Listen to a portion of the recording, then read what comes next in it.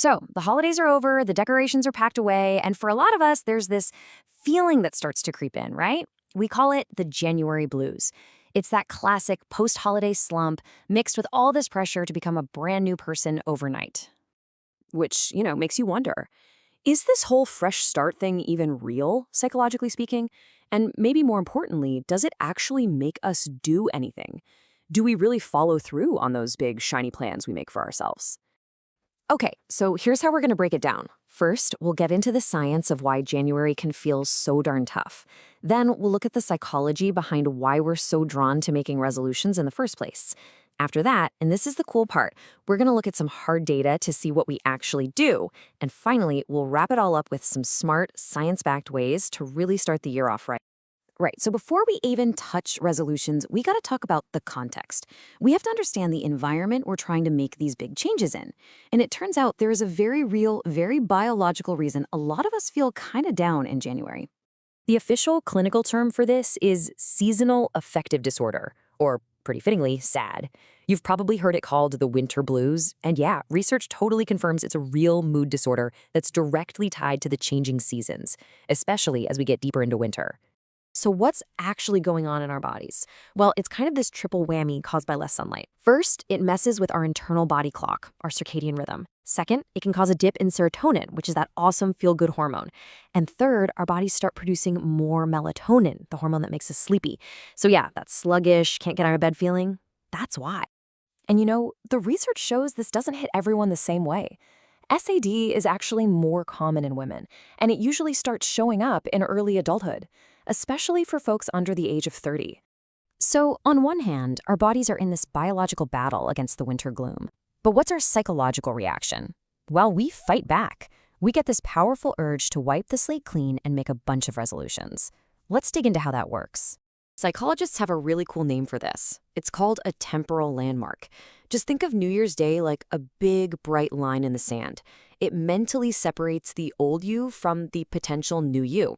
And this creates something called the fresh start effect, which is this incredibly powerful psychological push to go after our goals. And what goals do we go after? Well, no surprises here, right? The data is super clear. The most common resolutions are basically the greatest hits of self-improvement. Get fit, lose weight, eat better, fix our finances, and quit things like smoking or drinking. And listen, this isn't just a small trend. Polls from the UK show that about half the entire population says they make New Year's resolutions. That's a massive cultural thing where millions and millions of us decide all at once that it's time for a change. Okay, but here is the million-dollar question, isn't it? Do we actually do it? Good intentions are one thing, but action is something else entirely. So to find out, we're going to look at some really fascinating retail data to see what people are actually spending their money on. So let's find out. Can you actually see our good intentions reflected in our shopping carts? Does the data really back up our big plans for a fresh start? And the answer is a huge, resounding yes. Well, at least for some of our goals. Just look at these charts. You can see this massive, undeniable spike in sales right in January for nicotine replacement products and for weight loss stuff. The peak is crystal clear. People are absolutely putting their money where their mouths are when it comes to their personal health. And this is where things get really, really surprising. When researchers looked at another super common goal, being more environmentally friendly, the story completely flips. This chart shows the sales for green products, and you can see in January, sales don't just go flat, they actually dip below the average for the rest of the year. Wild, right? So let's just put that side by side for a second. The retail reality tells a very clear story. In January, we are all in on our personal health goals.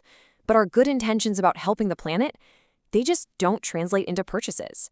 In fact, it looks like we do the opposite, which might be because our wallets are a little tighter after the holidays, and a lot of green products can cost a bit more.